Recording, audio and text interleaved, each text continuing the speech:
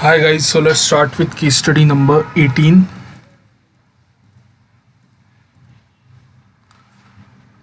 MCQ first. After the declaration form is submitted by Mr. Sanjeev Kumar to the Commissioner of Customs, what will be the course of action after its verification by the Commissioner? Okay, so this is a fairly simple question.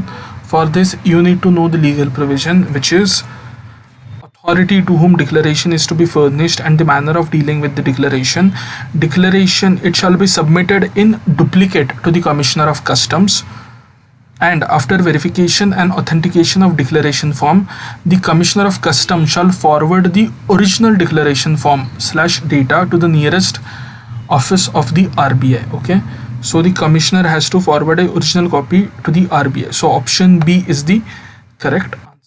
For this, we didn't even have to refer the case study because it was not really related to the case study asked above.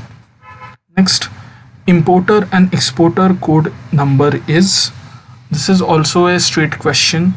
Indication of importer and exporter code, regulation 5. This has been taken from page 5.56 from FEMA study material of May 2022 ICAI.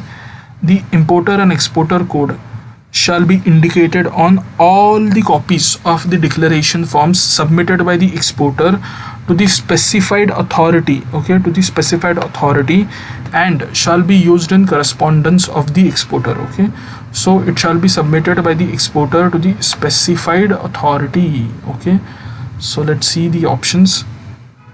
Only used to identify the exporter, importer not meant, no. So option B is the correct answer. It is required to be mentioned on copies. It is required to be mentioned on copies of declaration form submitted to the specific authority. Option B is the correct answer. Both these questions were very simple if you provided you know the legal provision. Okay. Do you think the declaration requirement is applicable in case where Mr. Kumar exports garment sample to Mr. James in USA? So if you know, there is an exemption from giving declaration when the export is done on a sample basis in order to acquire new cells. Okay, so from this part of the case study they have asked the question. Okay, Mr. James called Mr. Kumar and asked him to participate and also send him some garments designs to be displayed on his behalf at the exhibition. Okay, as this sounded to be a good opportunity, and in future he can get more prospective clients from other countries, he asked Mr. James to send him the forms as well as formalities required to done for the participation. The consignment consisted of the samples that were of the value not exceeding 10,000 US dollars. The samples were displayed at the exhibition and got a very good response. Okay, so yes, so for this, if you want to refer the legal provision, exemption, regulation 4, export of goods software may be made without furnishing the declaration in the following cases, namely trade samples of goods and publicity material supplied free of payment. There is exemption from furnishing of the declaration. Okay, so in the given case the garments can be sent. Yes, so option B is the correct answer. It is not applicable as it is exempted from such requirement. Okay,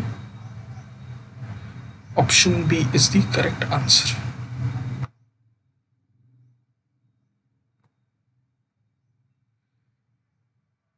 Option D is incorrect because there is no such specific exemption for the export of garments. It is a general exemption to all types of samples that are sent free of payment. Okay, so option B is the correct answer. Next, Kumar remitted US dollar 3,000 for donations abroad under liberalized remittance scheme. Can such donation be considered under the prescribed limit of LRS? Yes, very easy.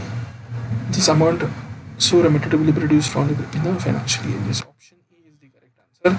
As you know, every person gets the 2,50,000 US dollar as a limit without any approval of any authority in a financial year. So this amount is remitted will be reduced from the prescribed limit of LRS in a financial year. So option A is the correct answer. Next, do you think at the time of taking advance payment from Khalid,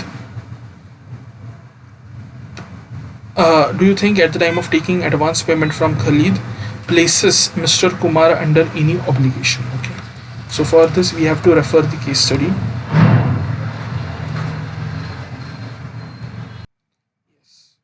Yes, from this part of the case study, they have asked the question. As per the demand in UAE market, Mr. Khalid in September 2018 again placed an order for the around US dollar 60,000. Mr. Kumar assured Mr. Khalid that as per his requirement, he will make some new designs and will try to complete and deliver the order within 6 months' time. This time, Mr. Kumar was paid in advance amount of US dollar 15,000. So if you have studied FEMA, you know that in case of any advance, the export of material against the advance has to be done within a period of 1 year. So let's see the various options. If you want to see the exact legal provision, as per regulation 15, advance payments against export, where an exporter receives an advance payment, that is Mr. Kumar receiving an advance payment from Mr. Khalid, the shipment of goods is made within 1 year from the date of receipt of advance payment. Okay, so the exporter is under an obligation, that is Mr. Kumar is under an obligation to make an export within a period of 1 year from the date of receipt of advance payment. Okay, so option B is the correct answer, that is Mr. Kumar needs to dispatch the shipment within a period of 1 year from the date of receipt of advance payment. Option B is the correct answer. So this was a fairly straightforward and easy case study. Not many questions were related to case study, they were straight away question. So I'll be attaching a link of this PDF in the description box, so don't forget to check out the same, and don't forget to share, like and subscribe, and do share your feedback. Thank you.